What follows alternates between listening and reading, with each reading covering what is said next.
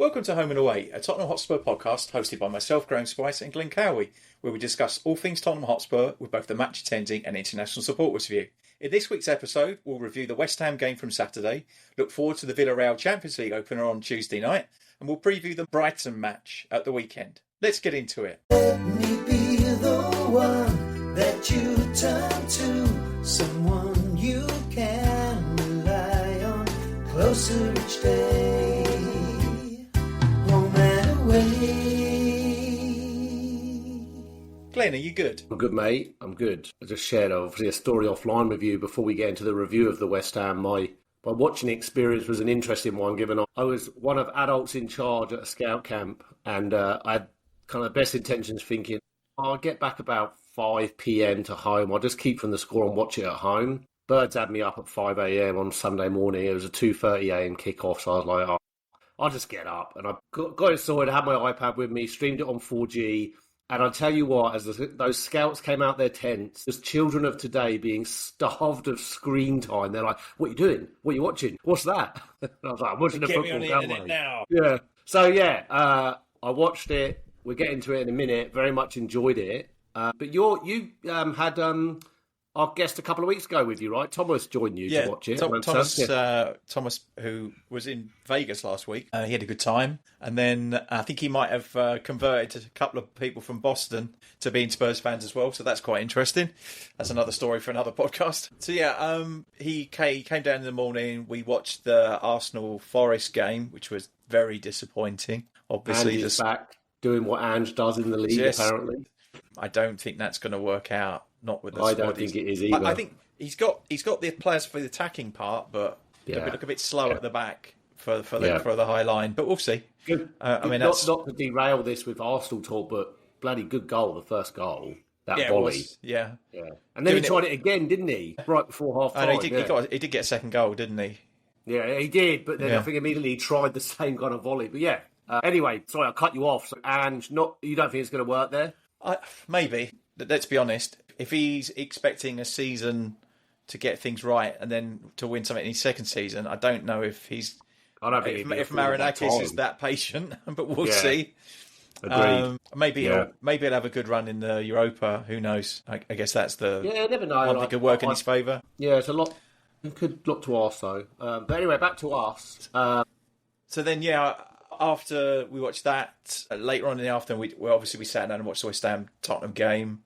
Yeah, which 5:30 UK, wasn't it? Yeah, it was a good time actually when we did that, and then we went out for a curry afterwards. Great, lots of football, and a curry was a pretty good day all round. Obviously, I'm home alone, all Kevin McAllister style. My wife is in Dubai with my daughter, having a wonderful time. We've messaged; they're doing good. So yeah, it's just me and the dog basically. So.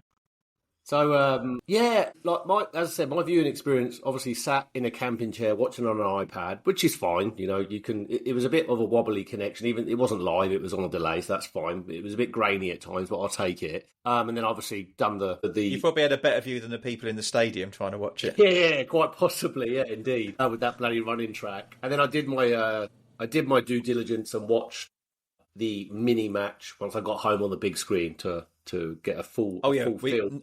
Not content with watching the match live, we also watched it on Match of the Day as well. Yeah. It was an interesting one for me because we never at any time for me looked spectacular or amazing or this like fluid, attacking, crazy good team. We just looked very professional, very efficient. We're here to do a job, organised, get the 3 points, and we piss off. That's what it struck me as. Like just a very... Everyone did their job and we took the points and we went home. Thank you very much. See you later.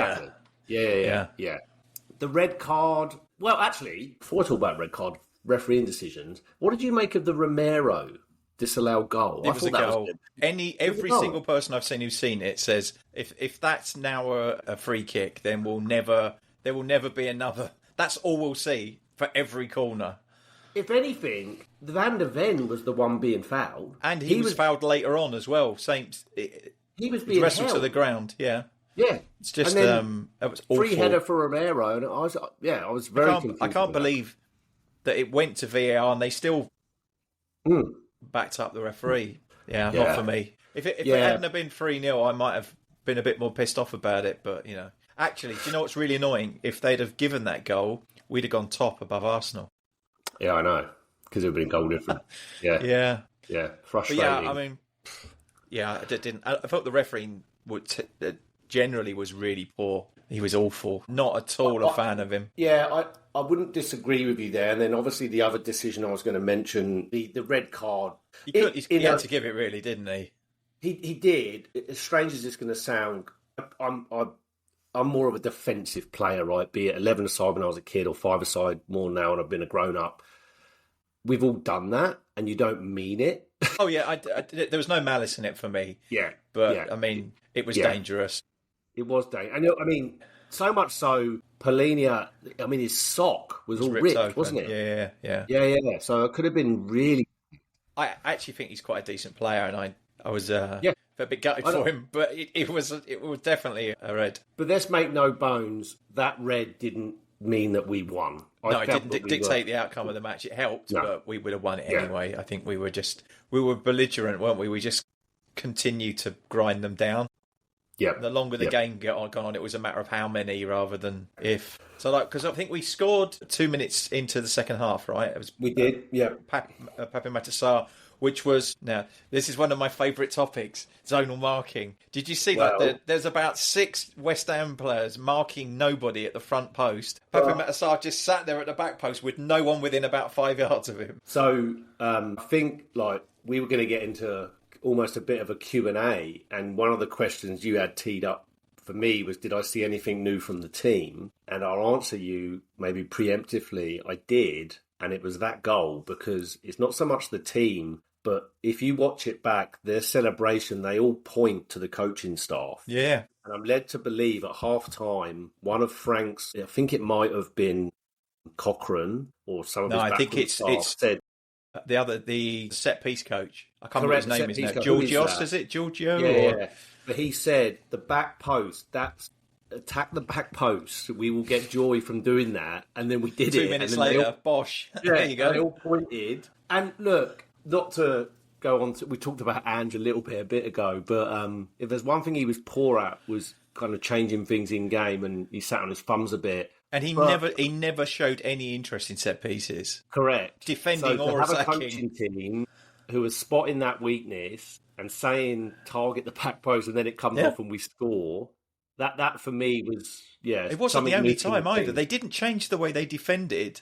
Nah. They carried on marking heavily loaded on the front post. I suppose they were trying to stop flick-ons, but didn't need 6 of them. Correct. In that spirit, is there anything that you noticed, Graham, new from the team or just the approach in general? Well, there's definitely a persistence with the long throw, right? So again, another kind of set piece. Yeah. I guess Bergvall's just so lanky. He's got a good lever to get the ball in the box, and it was dangerous as well. Because we get a few taller players in the box, and I also noticed that I think after a couple of players went off for West Ham, but they weren't a very tall team. So I think they struggle quite a lot because of that as well. Yeah. But yeah, I can't remember what his name is, but their left back, I can't remember his name. Well, did they just recently sign him? Diop. Yeah, he was decent. He was a good player. Yeah. He kept Kudos quite quiet. Kudos. Yeah, he's only 20. Kudos to Kudos. Yeah, they signed him, Slavia Prague, they signed him this summer. Yeah, he's not a bad player. On that, look, the predictable booing every time he touched the ball, but he played all right. I think he played quite well. He played quite well, but again, it goes back to my whole overall assessment of the team. He played quite well, much like everybody else did, without being outstanding or spectacular. Yeah, he wasn't at his best. But what did you make of Xavi Simons' debut? All right, it was involved. Yeah, nothing negative really to say about it. There's nothing to really set the pulse racing or anything, but I thought he did all right. I thought he was. There was one passage of play. He got the assist. He got an assist, of course. Yes. There was one passage of play. I can't remember exactly when it happened in the game, but I think it was in the second half, where he had drifted into the middle and almost took a bit of a number 10 role. He had the ball, and you could just see the player's vision. He played it, and no one was there. But him doing that, he played it in a space where someone should have been. And he seems to just be that step ahead and that clever player. Everyone needs to catch up with him. Yeah, and he looked so frustrated. Like when the camera cut to him, it was like, you were in. Someone should be there, type of thing. But he was playing on the left, of course. So arguably, he was trying to pass himself. Yeah. There's a bit of a limitation in that. Yeah. And I think that's. I think it just depends on whether we will persevere with him on the left for the time being. I think it'll depend on who we're playing a lot. Actually, West Ham they didn't sit that deep. They didn't press really. Well, certainly in the second half, they were hardly pressing at all. I think by that stage they'd kind of given up. But especially when they went down to 10, of course. I think maybe in some games he'll be more necessary in the central role. But then we're kind of probably looking at Odegaard or Tell then on the left, aren't we? If we do that. On that player, Tell, do you think that was a bit of a pity start for him, knowing that he's not in the Champions League squad? Maybe. I don't know. I mean, definitely we're going to have to do squad rotation, right? We're going to play in 4 tournaments this season. We need to balance the squad, and hopefully, if we do it well, and when you think about it, right, we made a few changes there. We managed to rest Bentancur as well, and then Richarlison didn't play a full match. He played 10 minutes at the end or something. So being able to rest players means they're less at risk of getting injured as well. So hopefully, if we can find a balance and continue to win games with some consistency and rotate players through some of those matches, then I think it will really help us. We really want to get to kind of like the December period without too many injuries, right? And we've got injuries at the moment, but these are still ones from last season that haven't come good yet. I mean, apparently Solanke's close, but then I've been hearing that since about July. So maybe we just wait on that one. I've seen Dragosin back in training as well. So we've got, maybe players will start to come back and we'll have a bit of depth, which will be great. Options. But we still don't have I don't think, what I would consider a current first team left winger. I think the players we've got are not, they may be like understudy level for what we really need. It's that Savinho would have been that position, really, isn't it? Yeah. That would have really elevated us. We'd have had a full 3 behind a striker that would be probably in tune with each other. Yeah. Similarly on the same wavelength. We'll see. Yeah. Just going back to the other couple of goals there, so obviously the Romero assist for the Bergvall header, really clever goal. Such a great goal. Yeah. What really, a header. Sometimes you have to remind yourself, he's 19. Look at his eyes. Look at his eyes when he heads it. He knows exactly what he's doing. Did you say that? I think someone told me, is it you that told me that's his 50th match? Yeah. For Tottenham. It's just over a season. That's mad, isn't it? Yeah, so really, good. I'm really happy for him too because he had a good game as well. He did, yeah. And then the third goal, like Van der Ven, but finishing. I mean, that strikers will be proud of that finish. Yeah. You know, but was it Bergvall for the assist for that as well? Was he? Yes, did he? It was. Yeah. I thought it was. Yeah. So he got assisted. I mean, I got to be honest. I think he was dribbling into the box and he went round one person and then he kind of lost it a bit and kind of stuck a toe out, and where he stuck the toe out, it kind of just rolled nicely to Van der Ven, who then slotted it home. So that was great finish. Yeah, I really great kind finish. Of took all the. We'll get into it in next week's episode, I'm sure, but just talking about squad and game load and such. Obviously, we've got Doncaster Rovers on Wednesday week, it'll be really interesting to me to just see what he does, because there's an argument to be made there. You do not need to pick all the kids. You can play a somewhat second string, which is still a fairly strong side. So it'll be interesting what he does that. Gray, I can see playing. Gray will play. Have something like Danso. Yeah, Davies. Probably, depending on whether Udogie plays. I think Davies in for me in that game. Yeah, quite possibly. And then whether Udogie plays or... Yeah, because he came on, of course, didn't he, against West Ham? Him or Spence, I guess one of them. And then Kinski in goal, you'd expect. Yeah. I mean, we can... Getting ahead of ourselves with that. We can still have a pretty strong team. That's what I think that's the good thing. Yeah, I think now, so. right? And that's the point, isn't it? Yeah. I mean, like, when you think we've got Richarlison and maybe Solanke back by then, and Moani, and then we've got Tell, we've got Odegaard, we've got Brennan Johnson. We've got good options. we could put together a pretty decent team. My worry always is that we have never been a team that adapts well to a lot of changes in cup competitions. I've seen us make like a raft of changes and then absolutely shit the bed too many times to be confident of us winning against Doncaster with a much changed team. Massive It may be game. half the team, something like that, like 5 or 6 players. I read somewhere that their ticket, they did like an online thing to buy tickets and it crashed because of the interest. Really? Wow. That doesn't surprise me. Yeah. But no, I mean, it'll be interesting to see what he does. Just closing out the West Ham game, who was your player of the match? Like, who did you feel that was like a stand above everybody else in terms of performance? I think for me, all round game, Bergvall was amazing. Really, really good. Special note for Romero, who was really solid defensively again. That, but also for the pass for Bergvall's goal was exquisite, wasn't it? What a floated ball just in behind the defender. Caught the back line perfectly. And Bergvall's run was so well timed. I mean, it was literally on the shoulder, wasn't it? It was great. Yeah, I wouldn't disagree with you there on player of the match. I thought he was everywhere. He's strong. I think he got the TV man of the match as well. Yeah. Not that I put much. When you've got Alan Smith in the studio giving it, he needs to be banned from all Spurs games. That guy. Yeah, he's not as bad as Lee Dixon, I suppose. There is that. Yeah, indeed. But indeed. If we're talking about a very low bar. Yeah. But overall, good performance, good 3 points. Only 1 goal conceded in the Premier League, 4 games in. Take that. You know, he seems to have sorted that out, which has been great. And I think we have some kind of record, 87 games played, and we haven't had a 0-0. Yeah. Like, I saw some stat somewhere. Even better, and I think it's Pedro Porro. 67 matches, I think he's played, and I think maybe it's more than that. Anyway, I can't remember which number. The stat is basically he's never been involved in a 0-0 draw. Never. Yeah. That's nuts. Yeah, that is mental. Yeah, that's not a good. I don't know if it's good or bad because it would be good if we'd won all those games, but we know that we didn't. Yeah, this is it. Well, speaking of games that we hope to win, Villarreal, obviously a Tuesday night for you. Yes.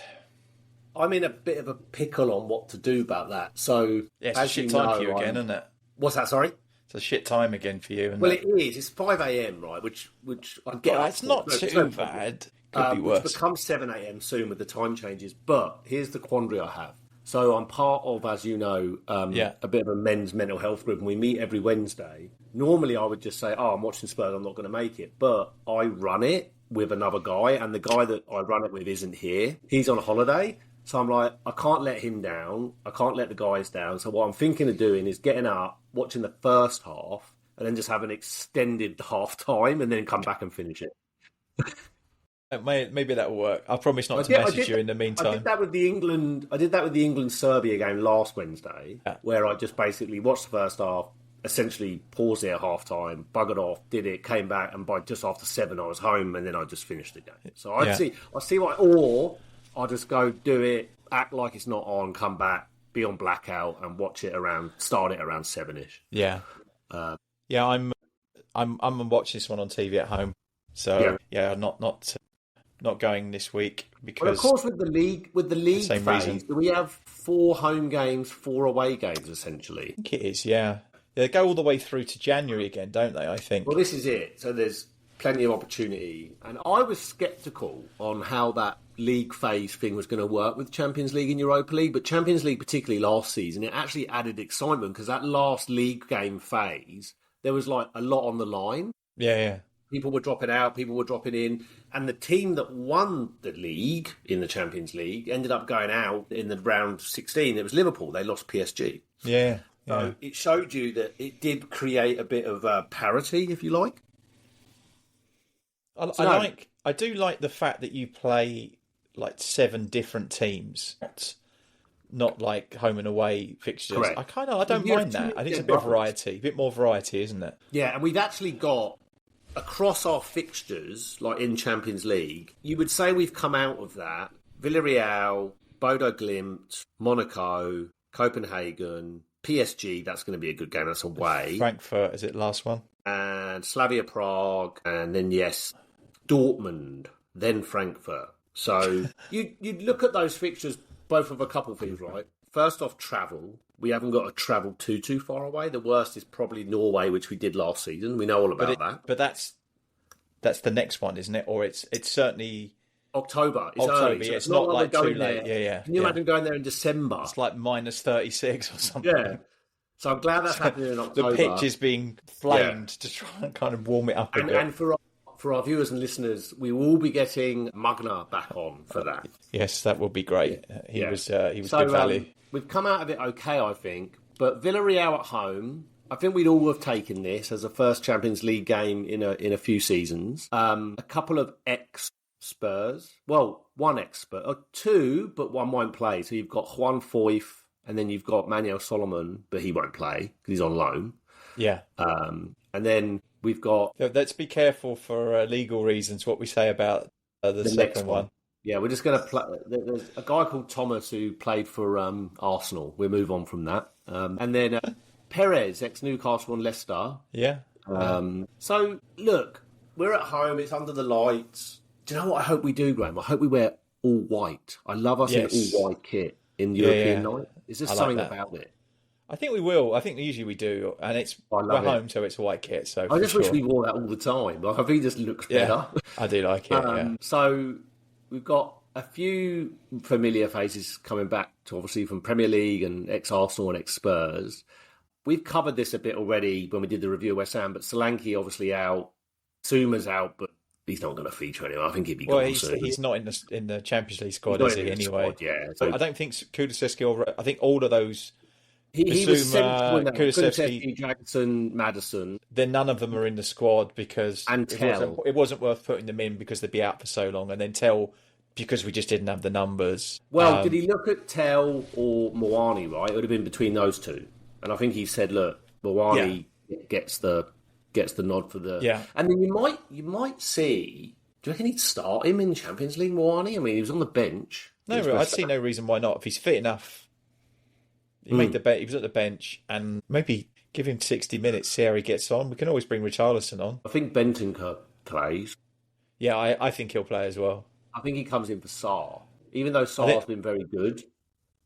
Yeah, I think just to mix it up a bit, give everyone game time. I think Udogie plays left back. Yep, wouldn't disagree with that. Did you see his hair? Yeah. It's like he thinks he's like copying Jed Spence. It's like Well, it was weird. Who's that? Oh, it's same. I did exactly the same. When they cut to him, I thought it was Moani for a moment. I go, "Oh, is that Moani?" And I was like, "Oh no, it's Udogie." What? What I wanted to look at actually, which I can pull up now, is what kind of a season in La Liga are they having in terms of their form? Away matches, they've won 2, drawn 1, lost 1. Okay, they've lost 1, drawn 1 away. I think that's all I saw. I didn't put too much into, but they're quite a counter-attacking team from what I've read. Yeah. So the good thing about that is we're not playing a really high line and putting ourselves at a lot of risk anymore. So I think we should be able to cope with them. A player I've just noticed, which wasn't on the list of familiar faces from them up the road, is it the same Nicolas Pepe? Was he at Arsenal? He was, yes, it is him. Was he? Remember Nicolas Pepe? He signed for Arsenal with like record-breaking transfer in 2019, but then he wasn't very good, and he's bounced around on a fruit. He's bounced around on a few loans, and now he's at Villarreal. Oh. Yeah. Okay, I didn't know. I'm not sure why I didn't pick that one out. Yeah. I recognised the name, but I wouldn't have. Yeah. He must have played that frequently for Arsenal that I didn't even remember. Yeah, him. I was like, oh, I know that name. But, so counter-attack, I mean, it would be lovely to get off with a win, right? You know, and I think the way the league, if you win your home games and get something in one of your away games, meaning a win, you've got half a fighting chance of finishing in that top 8. Because that's how it works, isn't it? It's top 8, and then 9th through the next lot go into a playoff. So the top 8 is what you want. So, I don't know, it's also going to be interesting that, has Thomas Frank ever managed in Europe in terms of European competition? I think maybe you might have for, forget the name of the team now, but in Norway, or Denmark. I can't remember who was he managed. It was Denmark, I'm pretty sure. Denmark. Yeah. So I think it's going to be interesting to see how he goes in terms of like. But it's a big thing for him, though, right? Champions League. Oh yeah, I think he's really up for it. This is a really big thing for him. Yeah. I saw a really good interview with him with Michael Carrick. I've seen the link. I watched that on the train on the way. It's really good. Yeah, because it's kind of like a conversation between two managers now, and it's like, and of course, Carrick's obviously played for Tottenham as well. So, but it was really interesting to even talk about match day preparation and how do you prepare teams when the games are coming every 3 or 4 days. Because they've both done that, so that was really interesting to the kind of how do you prepare and what do you do. One of the interesting one was when the players go out to warm up and the coaches take them out to warm up on the pitch for a game. What do you do for that 20 minutes? Like as a manager, like it was really interesting. Definitely worth a watch. If anyone else hasn't seen it, I'll put a link in the description of the video. It's definitely worth a watch. Today, at some point. And actually, the match here in the UK is on Amazon tomorrow. Oh, Amazon have picked up Champions League, have they? Interesting. Some of them. They've got a selection of games. Most of the rest of them are on TNT Sports. But yeah. So I think Muani might start. I've got a feeling. Obviously, I think he'll get some game time. If he doesn't start, maybe Richarlison starts and he plays. Could do 20 minutes in second half or something. He certainly seems to be managing Richarlison pretty well. He's had a good start to the season broadly. Well, we're 4 matches in and he's not injured yet. So injured. It's incoming now. Take it. Yeah.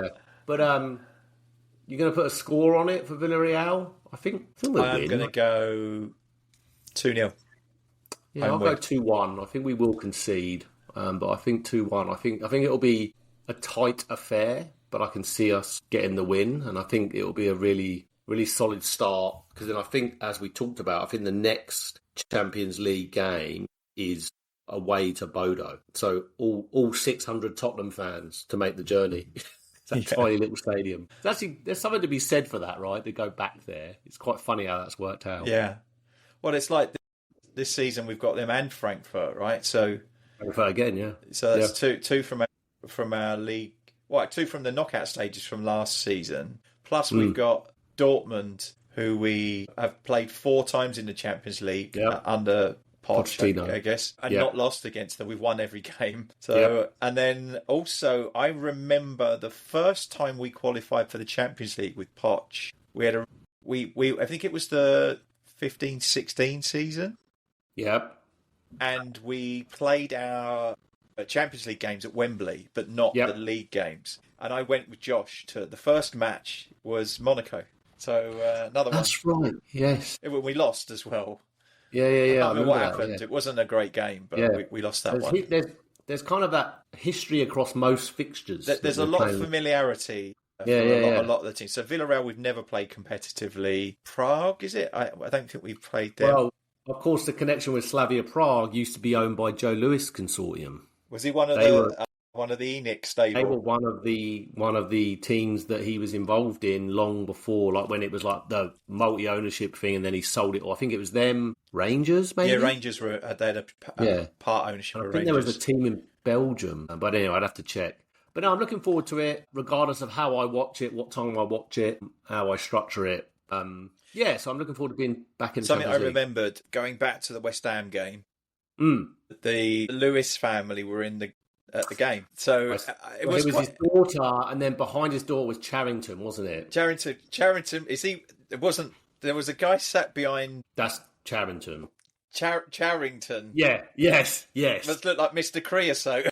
Yes. Well, it's funny because I picked up on exactly the same, and I just was in the politest way possible. I'm in a WhatsApp group, and I said, "Charrington's a large human being, isn't he?" I think he had 2 seats. Well. And then I started to think about it. He's obviously very, very rich. So I'm like, he takes full advantage of the caviar, the steaks, the red wine. He's getting hospitality on a daily basis. Yeah, indeed. Yeah. And then because I was like, who is that? And then was it his? I can't remember what's her name. The name's escaping me. But the lady in front of him is the daughter. Was it her husband or her son? I think it was son-in-law or something. There's quite a few of them involved, I think. Yes. in Tavistock, is it, or in ENIC itself? I can't remember which way. Tavistock, ENIC, all one and the same, I guess, in terms of I what think it means. Tavistock owns ENIC. Correct. So it's Tavistock Group, ENIC, Tottenham. So I think there's a weird way that the shares are split up, right? Because most likely, because I think that Daniel Levy owns shares in ENIC. Yeah, but then Tavistock shares are worth more, I guess. But let's not forget, Joe Lewis was looking at a significant. I think he's paid a significant fine, and I think he didn't go to prison. But that's when he handed, long before, apparently he handed all of the stuff over to his daughter. Oh yeah, in terms of anything to do no with issues Spurs. there. But it was good to see them at the match. Yeah, so hopefully they'll be a bit more involved. Hope so. I don't want them to. I'm not worried about hearing them talk every 5 minutes. Agreed. I guess so all they will keep coming until they start getting booed. Well, or shouted at. I finally watched the interview with our new CEO, which is only like 8-9 minutes off the back of the episode last week with Stephen and Jeremy. Jeremy. Yeah, and I found it. One thing that I had a takeaway with that is like he almost said, yes, there is money to spend, but I've got to be careful how I couch this because I don't want there to be a headline of Spurs have a war chest to spend. Yeah, but I think we're going to be active in the January window. I really do. And I think it could be a bit of a statement signing. We did something weird though as well, didn't we? We took a loan for 90 million, which I think is like operating capital. I think, I don't really know. It's the way that big businesses work is a very alien concept to me, in that they seem to use financial instruments that don't make a lot of sense to me, but there's a reason for it, I guess. There's always a reason, yeah, no, indeed. And then, obviously, we're not going to record again after the Villarreal game. We'll kind of do a review of that probably this time next week. But we've got Brighton, obviously, in the league. It's another away game, which I thought we'd be at home, but we're away again. No, it is another away game. I watched a bit of their game with Bournemouth as well. They're not a bad team. They're a good side, and there's players in that side that can always hurt us, right? Yeah. They do keep selling them, though. Eventually, their luck's got to run out with that production line of replacement players, though, right? I really like Minter and Matoma. Matoma's a good player. Matoma is just a beautiful footballer. Yeah. I would love him to come in and be our left winger. Brilliant player. I just love watching him play. He's a real magician. And James Milner, 40. Is he 40 years young? How old is he? He's 39. He's going to be 40 in January, which is crazy. Yeah, I mean, he's had an incredible career, hasn't he? Whichever way you dress it up, what a career. Yeah, I mean, fair play to the guy. Yeah. Good career. Good, was it? Good the other playing for Brentford was Henderson. Oh, yeah. Yeah, as well. Yeah, your answer to our midfield woes for the last two seasons. It was last season, wasn't it? Just bring him in, stopgap. But we seem to have done that now. With he's obviously completed his tax exile, and as able to come back to the Premier League, Europe. Yeah, no, indeed. Now all his Saudi money's secreted offshore in a bank somewhere. Yeah. Well, the Brighton game, it's a hard one to kind of predict. I'm not going to put any kind of score on it because I don't know what's going to happen in the Villarreal game and the players that become available. But one would hope the team that did that against West Ham we might start to see a bit of a blueprint for the Premier League games. And I think Sarr, with his running, starts every week in the league. Polinia seems to adapt quite well in the league. He might play Champions League too. The only thing I think is I don't know if I love Tell as a centre-forward. I just don't think he is that player. No, I think I'm hoping that two things. Either Solanke comes back pretty sharpish and he's able to play at even some of the games. We can rotate better. Or Colin Moani has a game, looks decent, throw him in, play a bit more as an option. Yeah. I think he might even play on the left when we've got fit strikers as well. That gives us a bit more balance. I think he can play on the left. So very different circumstances, but they were obviously our last home game. They were our last game of the season, and they pumped us 4-1 after us all being hungover. Yeah, and hungover and playing high line. It's not a great mixture. It's interesting, right? Because I was saying this to some mates here. Not getting ahead of myself, but when I look at our fixtures until we play Chelsea, it's Brighton away, Wolves at home, Leeds away, Villa at home, Everton away. Out of all those fixtures, the one that actually worries me the most is probably Everton away. Yeah, I think I was just going to say the same thing. Yeah. I think they're actually looking quite decent. He's done an amazing job again, hasn't he? He could squeeze the pips out of every lemon. He'd get every little bit out of all the players. And they look really good. Probably end up back at Man United. Well, anything's possible. I bet there's a lot of West Ham fans who wish they had him back. No, for sure. But where I'm going with that is, it's not so much about our fixtures, which I think are all games that we can go and get something. It's the games that other teams are playing where they could take points off one another, right? Yeah. So it's, we could, I'm not getting ahead of myself, we could be really well placed. By the time we meet Chelsea in early November, there's nothing to suggest that we couldn't be... We've got Arsenal shortly after as well, haven't we? Yeah, November's a bastard of a month from a fixture. Thunder bastard. Chelsea at home, Man United at home, which who knows what we get with that, could be a new manager, and then Arsenal away, then PSG away. Yeah, that's a month. I think actually it'd be nice to be able to rotate a few players against Man U. Yes. So do you think he can't be gone by then? Can he? Although I feel like he's defeated already, and his interviews are like, "I'm not going to change. Sack me." I don't get it. It's almost like he's willing them to get rid of him. Don't get me wrong. Long let the chaos reign. I couldn't give a shit. I think he's... I think they've made terrible buys.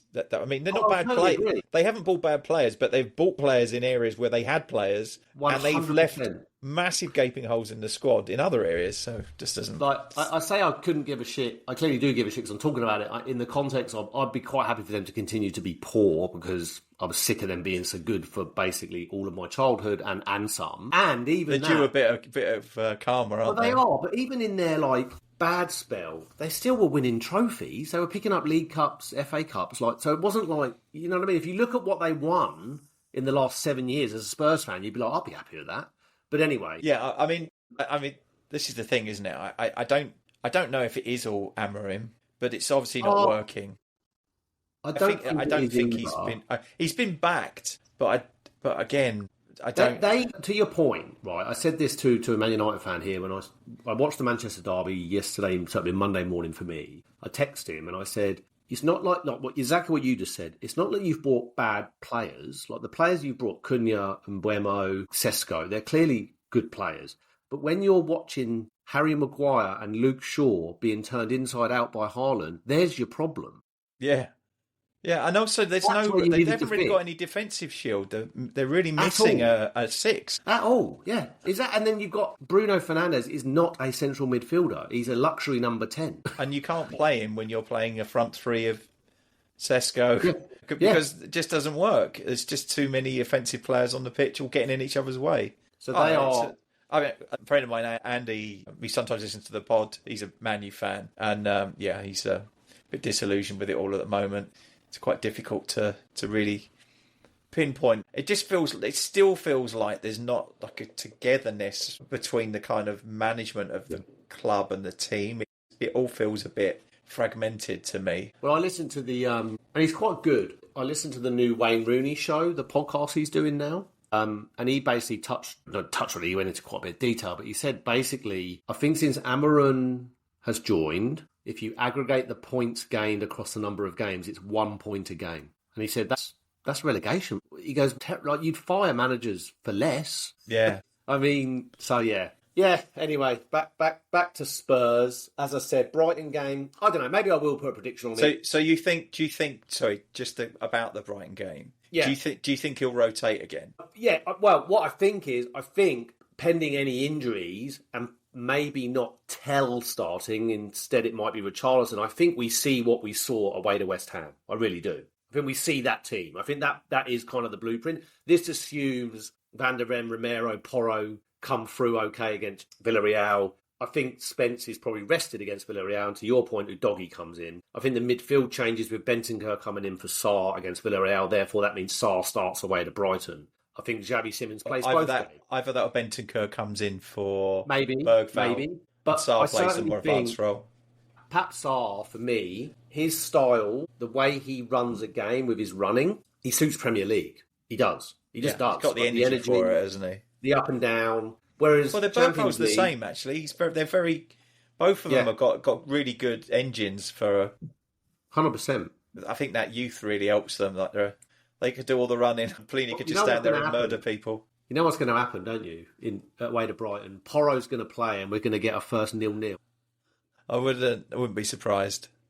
So come on then, you tried to swerve it, but give me a prediction for the Brighton game. I can see, we don't have a great record there, do we? I can see us, I think it could be like a 1-1 or something, I really do. I think Brighton aren't shit. I think it's actually a tricky away fixture for any side. They beat Man City, as did we, but they beat Man City recently. Yeah. I think it was Man City's game after us, wasn't it? Yeah. So I don't think we're rocking into that game against a team that aren't any good. I'll put a score draw on it, but I don't see us conceding more than one, so therefore 1-1. I think a 1-1 draw. What do you reckon, mate? Yeah, I think fairly low scoring game, this one. Although saying that, it'll probably be like 6-3 or something. But I'd say... Yeah, here we go. 0-0. Just to give you context, and our listeners and viewers context, the last time we won away there was October 9th, 2022. So we lost 4-2 2023, we lost 3-2 in 2024, and then we lost at home to them last game of last season, so 4-1. So we don't travel tremendously well there, and they're not rubbish. This is the thing, right? No. They're not little old Brighton. They're a good team. No, they are. And I like their manager, decent. actually. I think he's a good manager. Yeah. It's like, he's what, 31? Yeah, young manager. So yeah. I'll go out and say 1-1. Now, I may revisit that in my head after the Villarreal game if we start losing. I think that knowing what the availability of players is after that, obviously, but we're having to take a leap of faith here because we're not going to. You could see Moani start against Villarreal, come off after 60 minutes. Richarlison gets half an hour, and then reverse it for the other game. Yeah, and then reverse it for Brighton. So one thing I will say for either fixture, we seem to have a manager who will change it up, who will figure out a way, who is not scared after 40 minutes or half time to make tweaks, make changes, do things like attack the back post. That's where we're going to get joy. One of the best things I thought from the interview I heard with Frank before the West Ham game was he reflected on what he'd said after the Bournemouth game. And I think he realised that it was much worse than he originally thought when he watched it back. And in the end, I think he said, I completely missed you. I got that wrong. That one's on me. Yeah. Which, I think we all felt that. I felt that. I felt that he made the decisions weren't right. We weren't set up right for that game. I think what I think actually happened was I don't think Bournemouth set up the way that he expected them to. And I don't think we adjusted on the day because they switched. Semenya played on the left, not on the right. And he targeted Porro, right? They absolutely targeted Porro and it worked for them. It caused us a lot of trouble. And I think you'd agree with this. We want that from a manager, right? We want a manager to be human. Yeah, a bit of self-reflection is never a bad thing. Someone who's willing to look back at what they've done and adjust accordingly. Fine with that. Everything that Antonio Conte and Ange Postecoglou in different ways are. Ange's like, I'm just going to keep playing like this, and I'm going to keep playing like this. Yeah.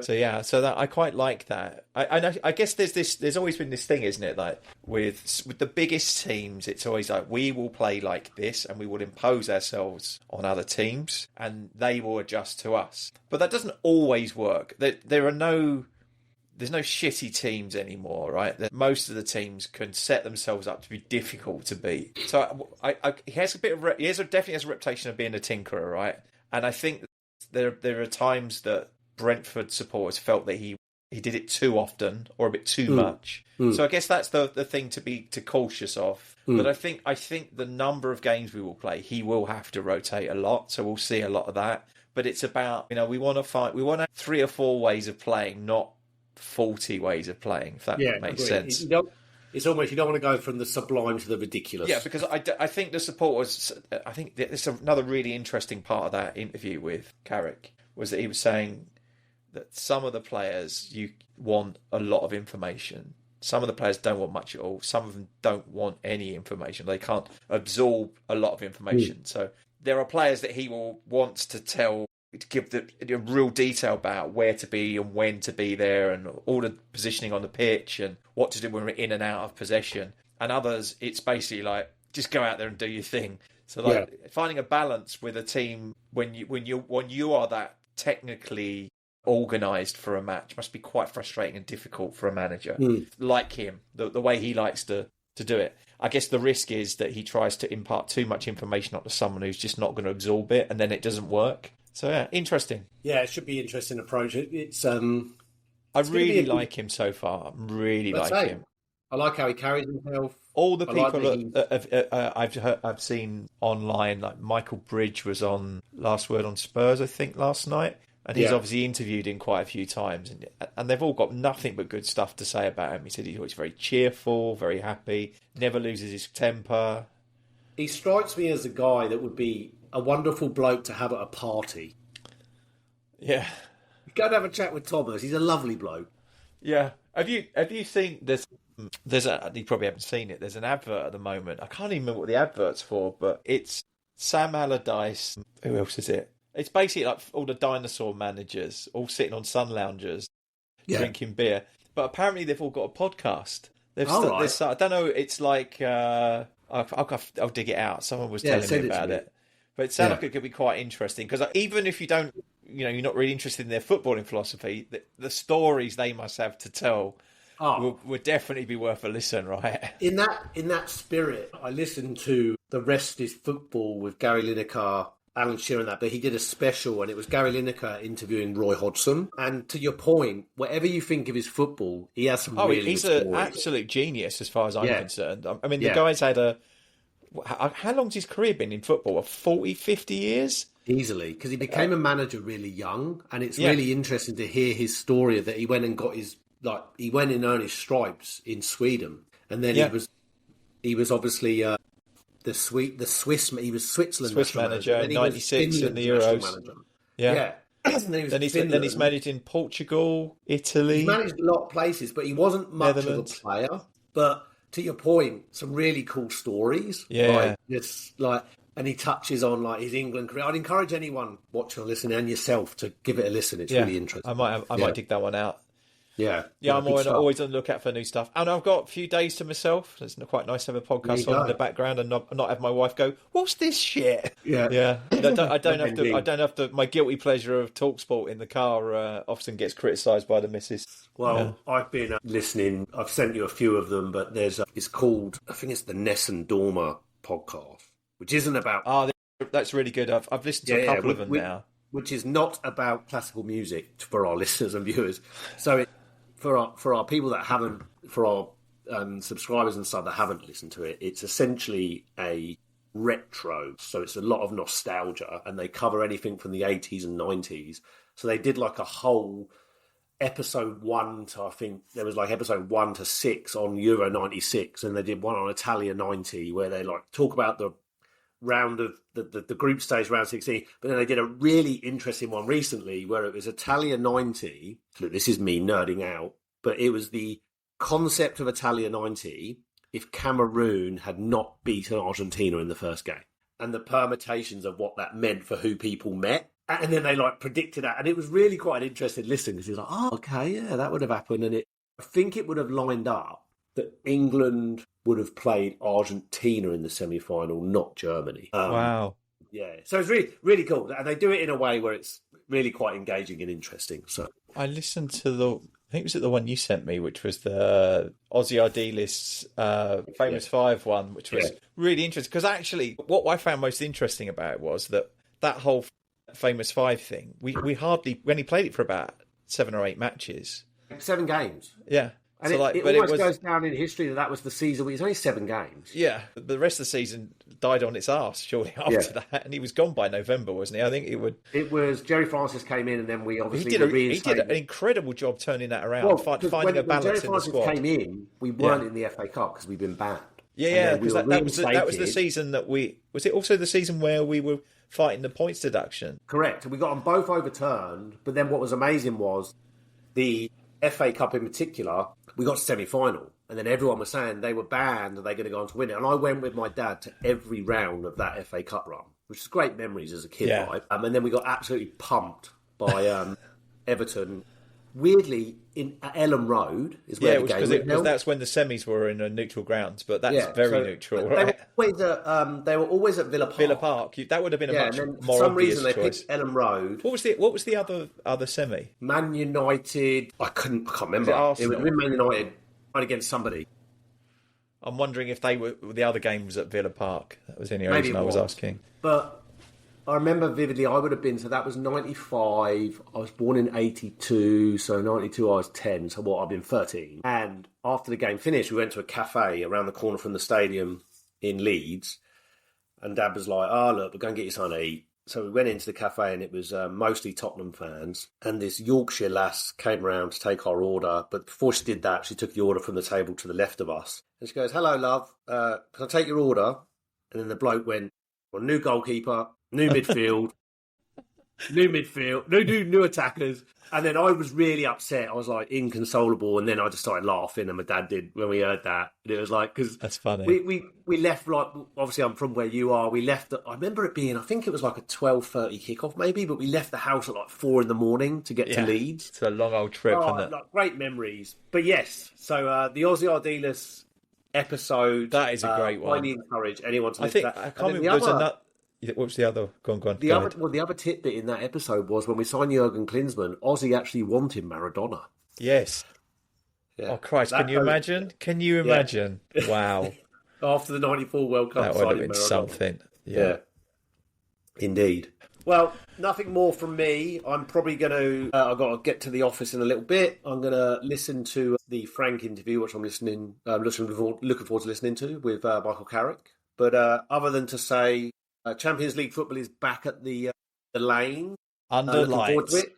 Yeah, Love under the it. lights. Hopefully all in white under the lights. And come on, you Spurs. Yeah, thanks for everyone who's listened in. Please like and subscribe to the podcast to tickle the algorithm so we can get in front of more Spurs supporters. And as Glenn said, come on, you Spurs. Let me be the one that you turn to, someone you can rely on closer each day.